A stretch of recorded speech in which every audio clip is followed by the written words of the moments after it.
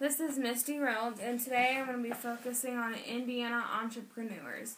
Indiana Entrepreneurs is a social studies standard for 4th grade, where the 4th grade students get to explore different entrepreneurs and how they impacted Indiana and the world around us and made us kind of what we are today. The reason I chose this is because I personally feel that it is a good thing to look back on past events that have happened and inventions that have occurred and people who have went before us and made the world the way it is today, because without them we would not have a lot of things that we do today and the world would not be the same. So I decided to focus on Indian entrepreneurs because I feel like it's an interesting topic. You can learn so much, research so many things, and I feel like it's a good thing for children to do. And I also took this as a project I could do within like a full unit, to where at the end of the lesson, or the end of the unit I should say, we would have like this big research project where they would pick one entrepreneur, they would research it, and then end up at the end trying to give like a first person presentation where they like come in and, you know, use props and dress up a little bit like that person, and they give the presentation as if they were that person telling a story. I learned about first-person presentations in one of my social studies classes here at Ball State, and I thought that was really fun. It's a great way for the students to, interact and get involved, and so that was my goal in mind when doing this research project, was to have something that I thought was interesting and that I thought students would think was interesting, and pick something that I could take for and expand on over multiple lessons, or even just narrow it down on one, and something that could be like a whole, an entire unit for students to do. So that's again why I ended up landing on Indiana Entrepreneurs. So first we're going to show you my text set that I got. Okay. So this book, it's called Black Stars, African American Entrepreneurs, and I didn't actually use this book in my text set as one of the books I read, because it is kind of big. However, what I was thinking is, with this book, this would be like a great resource to have on hand in my classroom, or even just like, going, because I got these from the library, so even just going to the library and getting this and having it for this unit. And the reason I think this would be a good book to have is because it has all these different, like, African American people who have, like, made a difference and were entrepreneurs, not necessarily just in Indiana, but, all around the world. And this would give students a great way to, a great place to start, as far as, they could look through here and pick a person, or I could even assign them a person specifically from this book, and then they could use this as a starting point, maybe for one of their sources, and then continue on finding more sources and information on their own. So I thought this would be a really great book to have, and to be kind of like a starting place for students to use. When I was going through and picking books, I focused on 3 different entrepreneurs, or groups of entrepreneurs. I focused on Benjamin Franklin, which Benjamin Franklin was known for a lot of things, but one of the biggest things he was known for, obviously, was, inventing electricity, which I would not be able to do this video right now if it weren't for electricity and technology and all of that. So, Benjamin Franklin definitely had a big impact on the way things are today. I also focus on Madam C.J. Walker. I've always thought her story was really, really neat and interesting. To start off where she did, and to, come up to be a millionaire. And not only that, though, but in the books that I read about her, she was just an all-around, like, amazing woman. And to me, that says a lot about somebody. So I also focused on Madam C.J. Walker, and then the last person, or group I focused on, was the Wright brothers. The brothers that were the first to fly the airplane. So keep in mind that I have 5 books that I'm going to show that I used for my research project, in my text set. However, there are multiple resources you can use, and there's like multiple people that you could do. So this is just a few just for this project that I kind of focused on as books and stuff that students could read about these people. Okay, so this first one I did is called A Picture Book of Benjamin Franklin. And basically, this book, it starts off as like Benjamin Franklin as like when he was born and him as a kid. And it just talks about how, you know, like when he was a kid, he always wanted to invent things and how he wanted to go faster when he swam, so when he was like 8 years old, he invented paddles for his hands and flippers for his feet to help him move faster. And then this kind of just goes through his life and kind of highlights some like major events that he had. It talks about, briefly mentions and talks about him helping build the first lending library in America. It talks about the hospital that he built. It talks about his family and who he married and how many children he had and everything. Obviously, it focuses on his print shop that he had in Pennsylvania, the one that he created by himself. And then it goes into briefly talk about the Poor Richard's Almanac that he created and a lot of people read. And it talks about, you know, how he liked to experiment with things, and so he, as I said, made the first hospital in America and the first lending library in America, I should say, and that how his post office that he had was the first one to start sending mail personally to people's houses, which is what happens to us today. And then it talks about, you know, electricity, and it shows, if you can see this, it kind of shows the picture that I feel like a lot of people see, you know, with the kite and the key tied to the end of the kite and everything. So it briefly talks about that. I like this book because it doesn't just focus on his invention of electricity. It focuses on a lot of other things he did too. It's brief, so it's not you know, really detailed, but it's a great book, I feel, for kids because it's a picture book. The pictures are interesting, and it's a shorter story, so they'd be more interested to read this than if I were to give them an entire journal article or something on Benjamin Franklin.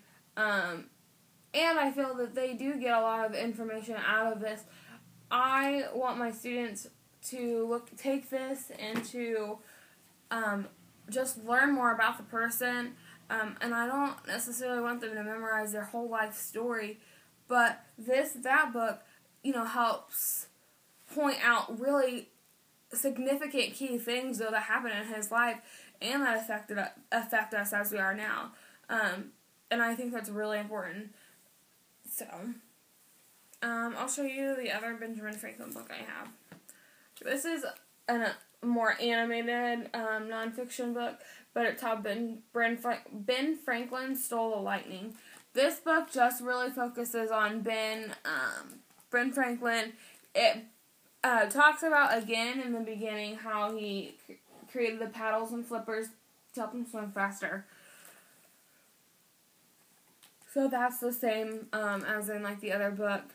Talks about, you know, how he always wanted to find better things to do for himself. So, how it talks about him inventing the bifocals, and something to help him like reach stuff on top shelves, which that other book briefly mentioned as well. So it talks about how he like used compasses to travel and everything, and how when he liked to chase the storms to kind of see what happened and everything. And so I think this book's good. This book also does talk about, obviously, how he stole, they say how he stole the lightning from the sky, and how the reason he it talks about how he did a little bit about how he did the invention and who, that his son's with him. And it talks about how it doesn't just talk about how he found or created, or I guess, electricity. Not he created, but how he realized that lightning was the source for electricity. But it talks about how, like, from that point, he used that information to create like, lightning rods, which I honestly didn't really know that was how lightning rods, like, he was the one that started lightning rods and everything else. So that was really a good book for me, as far as it gave me a bigger insight. Both books I learned a lot. From both books, I learned that Benjamin Franklin, he created the first lending library, the first hospital, he created a fire department, and of course, like, the lightning rods and everything. So both books, I was able to learn some more information that either I just didn't remember from school, from learning about before. They mainly focus on, like, electricity a lot, if they even talk about some of this stuff. But it was just a really good book to read. So this next book is the book I got. It's called First to Fly, How Wilbur and Orville Wright invented the airplane.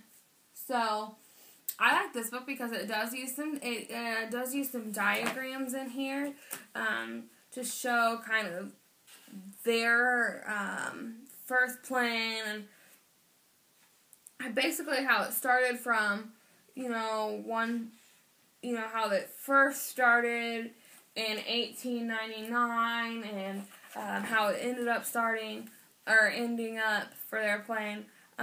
This book, it starts off talking just about how it starts off with them playing with a toy helicopter that their father gave them, and talking about how they were really into mechanics and all of that, and just how that transition and played into their life, from starting their first bicycle shop and making bicycles on their own, to wanting to learn how to fly the first engine-powered and controlled plane. It talks about their successes, their failures, and kind of like what happened, where all this took place, and just how it went, which I really enjoyed learning about, because I feel like I never really knew much about either of the Wright brothers and how they even created the plane or learned to fly, and to see, I think this is another good book for students too, because they can see how it started off, and how there at times in the book they even say, like, I don't think this is gonna work, or just thinking about giving up to an extent, and they don't. And so it's another good book because it teaches students how to take, even though basically it teaches them that at the end of the road, all your failures are gonna lead to successes if you keep trying and don't give up, which I think is a great lesson. I feel that it's kind of a good lesson in the book itself, but also a very educational book, and interesting to read too. Personally, it was interesting for me to read because I got to learn more about it. Like I said, I never really knew much about their experiences and everything, and so this was a great book for me to read to learn more about that. And then the last person I focused on for this, for the sake of this research project, was Madam C.J. Walker. So this first book is Madam C.J. Walker, Self-Made Millionaire. And it's just kind of a small little book. It's nothing major. Prints are bigger size, so it's a quick, easy read for students.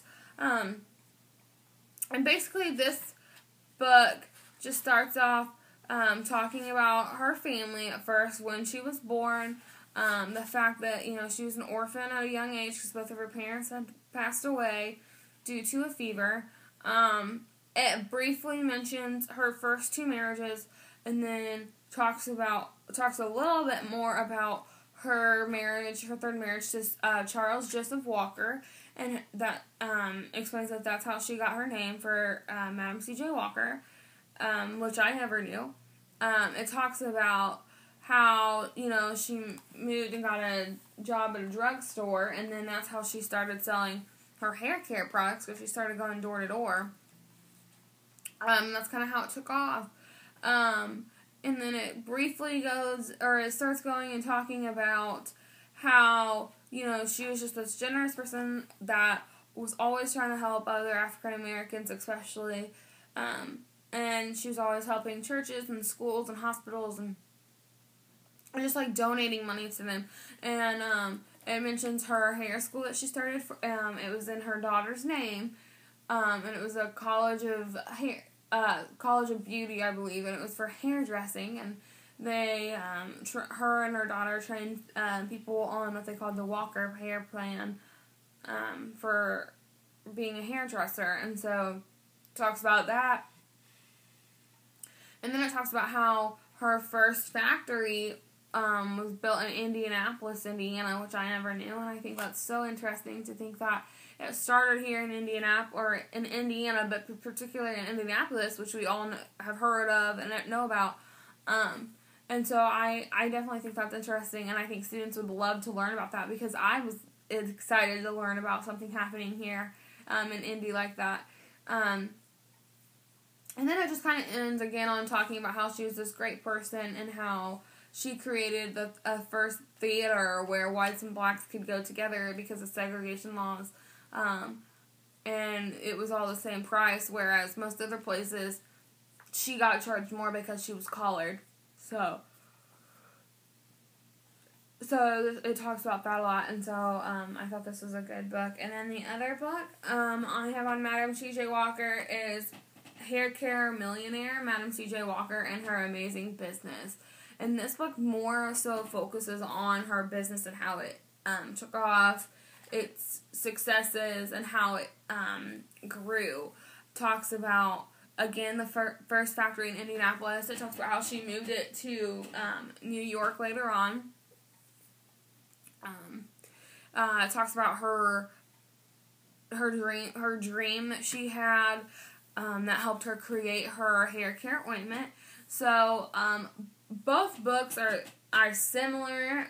They both briefly mention her childhood and her life, as far as when she was born and her parents dying a little while she was young. But the second book, this one focuses more so on her business growth, and more so on things within her business than just necessarily her whole life, and her as a person as far as her generosity and everything else. Although both books do talk about how she gave donations and created the schools and gave money. She would just give money away left and right. I don't remember exactly which book I read it in, but the book said that she didn't want to start opening up new shops for other African American women, for other colored women. She didn't want to open up the shop or start a salon up basically for her in her name for them. She wanted to help the women become their own business owners, and so she would just give them money to help them start up their business, and it would give it total control to them, which I think is amazing. Like, a lot of people today would not do that. A lot of people today, it's, partnerships and everything else. So to think that one woman she just handed out money to help other women be successful like she was, and to start their own businesses, it's just really, it's amazing to think that somebody would do that, and it's great to hear that somebody would do that. I really think she was from what I've read so far, she's just an amazing woman, all in all. She had many successes, and she wanted to share that and help other women have those same similar successes. And I just think that that's great, that was her way of helping them, and not just doing it, taking over, and, doing it that way. So I think that's great. Okay, so this is my poster. It's a little bent, but Okay, so on the front here, we can see these two pictures are, this one is like a diagram of basically how how the Wright brothers' first plane in the 1900s started out, and kind of how it got better and better each year. And you can kind of see from there the sizes changed. They changed the controls, the wingspan, and everything. So I like this because you can actually kind of see how it changed a little bit. This picture is a diagram of the last plane that they built. Sorry, it's a picture of the flyer. And it's just a diagram that kind of shows what everything is on the plane, which I know that's how you can't read that from there. But it talks about the what everything is on the plane, kind of, so you can kind of see. And by reading the books and stuff, you would know what everything was and how it helped the plane fly. And obviously, we know more about how it helped the plane fly, anyways. Down at the bottom on this side, there's two diagrams again. One's a picture, one's a diagram. This is a diagram of how the lightning rod works, which Benjamin Franklin obviously created. So it shows us how, lightning travels through the lightning rod, and how it goes, in a wire and down into the ground instead of, into your house causing a fire. And then this is a picture. I feel like it's, the typical picture that everyone sees of Benjamin Franklin as far as when they think of electricity and, how he went about creating it. So, and then the front of this just talks about, I just wrote the 5 children's book, or the 5 children's science fiction books that I showed you, that I used, and then I also just wrote, 3 websites I used. For the websites, I used the MadamCJWalker.com website. More information on Madam C.J. Walker. But as I was saying earlier, you can write and learn about so many different people. So I decided to show that in the websites. So Eli Lilly, a lot of us have heard of it. So there's an www.lilly.com and about/history. Is one website. I didn't use it in my report or my actual project, but that's just showing that that's one other person you can look at, the foundation and everything, and then also ballcorporate.com, obviously about the Ball brothers. We know that they have, the famous ball jars, and we know that they have a big role in Muncie, So, again, those are just 2 examples of, 2 more entrepreneurs that students could research. And there's still a lot more out there, so. The back of the poster has a couple more pictures, and then it has, a timeline of important events from all 3 books that I read. So it's not just, one book or another. It's all 3 books. This picture right here is a picture of the stove that the Franklin stove that Benjamin Franklin invented. And obviously, this picture here, I know, again, it's kind of hard to see, is a picture of bifocals, which we know Benjamin Franklin created. This picture up here, it says Madam C.J. Walker. It's one of the factories that she had created. And then I drew, a little, tub of hair care products, because obviously that's what she created. The envelope represents the post office of Benjamin Franklin. It can also represent his writings, because he was famous for writing. But it represents how Benjamin Franklin was the person that started hand-delivering letters to people's houses. And I also drew, a mini fire truck. Again, I'm not the greatest artist, but a fire truck to represent the fact that Benjamin Franklin created a fire department in his town. And the reason he created that fire department is because they were having problems with fires. Fires broke out a lot, so he made the fire department to help with those fires. And then from the fire department, we see that, he did his experiment with the kite and electricity. and lightning, and then that transitioned into the lightning rods, which helped to decrease the amount of fires that they had in the houses and stuff every day. So it ended up being a good thing. And obviously, today, people still use lightning rods. And fire departments, I mean, there's a fire department in pretty much every city. So, again, those are just two things, people still getting their mail delivered to their houses. So, I mean, all of these things have started with one person and their ideas and successes, and it's just made us a society and made us who we are today. And I just think to stop and think about all that is really interesting. Briefly, I'll just talk about some of the key points from the stories. Some things that I learned that I think it would be great for students to learn or for you to learn as you're watching this video. So in 1728, Benjamin Franklin, he opened his own print shop in Philadelphia. He was born in 1706, so then in 1728 he opened his own print shop in Philadelphia. Let me step back a little bit. At the age of 8, he went to school. He really liked to read and everything, so he went to school. However, at the age of 10, his father had to drop him out of school, basically, because he just didn't have the money to keep up with his education. So he sent him to work with him in his factory, and he was making candles and wax for candles, and he really didn't like it.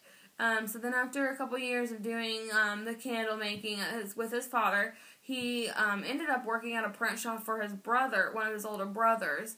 And he has had his own little secret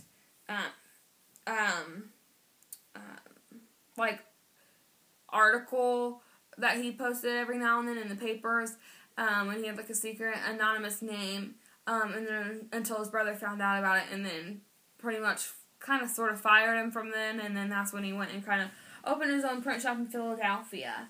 And then from 1732 to 1758, we see the Poor Richard's Almanac has been published in Ben Franklin's newspaper from his own print shop.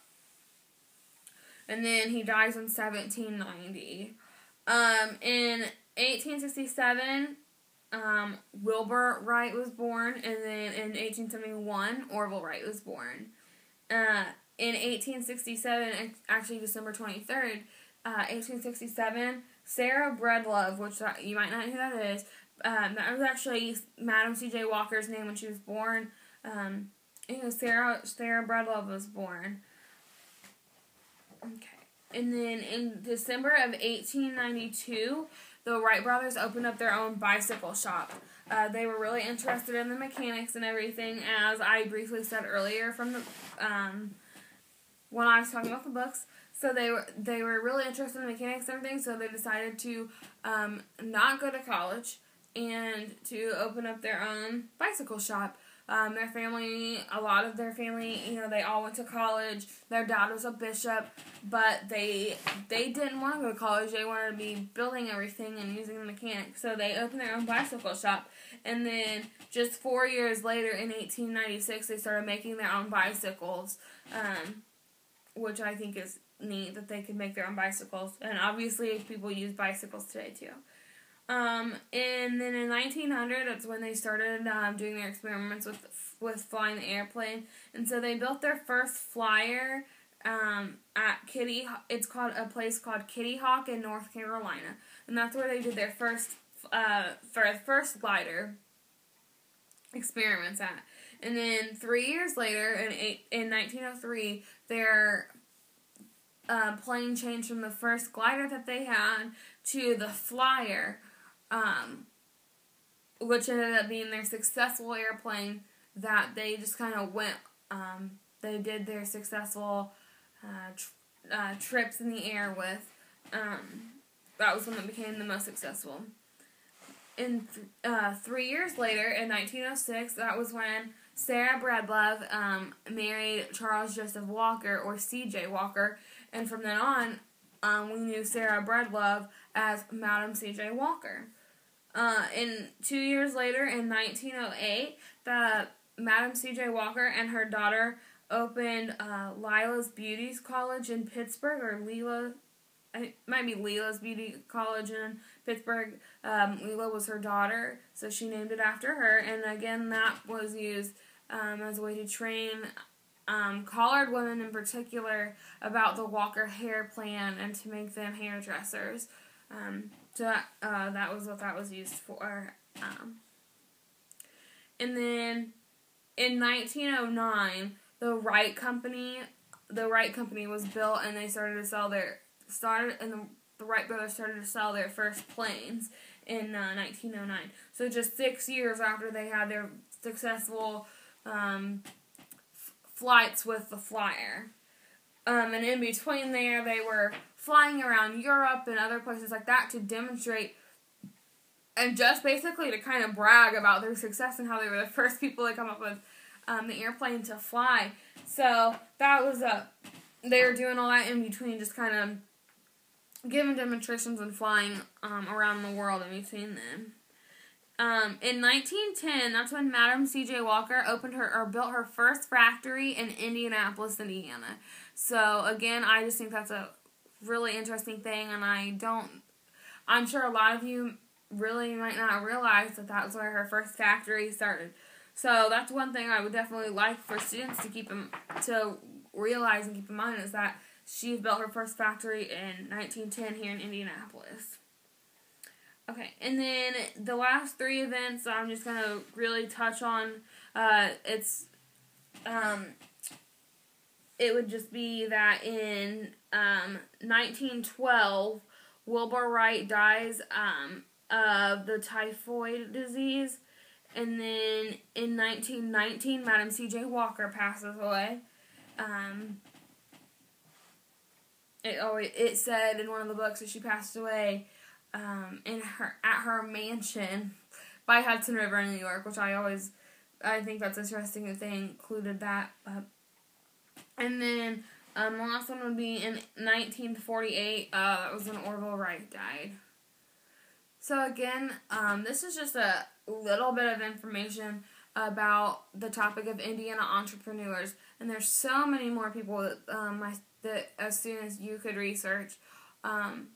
I just feel that this is a great starting point for me as somebody that's about to student teach and that's going to be a teacher. These are all great starting points and great resources that I found on my own that I could use to help build an entire unit or lesson or a couple of lessons on Indiana entrepreneurs. And again, I just think it's really important that students look and learn about how other people and their inventions and ideas, how much it impacted us and made us who we are today. And I also think along the way they can, like I mentioned with the Orville, with the Wright brothers' First to Fly book, it can show them as well that, the whole saying that if at first you don't succeed, try again. That's definitely true in a lot of these cases. They didn't just wake up one day and was like, okay, let's go do this.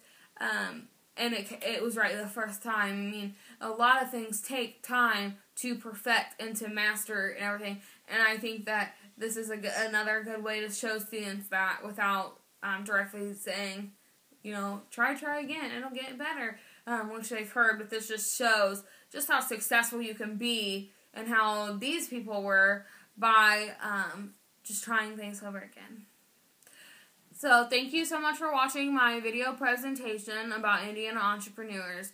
Feel free to use any of the books or information to help plan your own lessons later on in life, or to even I encourage you just to research more information on your own about all of these people and to find more people that you can research and think, wow, if it wasn't for that person doing this, we would not have all of this. It's just amazing to think one person took one thing and it just helped, it just kind of almost spiraled out of control as far as they, invented all the electricity, and now we have obviously we have light bulbs, we have technology and all of that, which we cannot have without electricity. So there's so much that just from that one little thing, although it's not necessarily a little thing, that one thing had such a huge impact on who we are today. So again, I encourage you to read more about all of these people.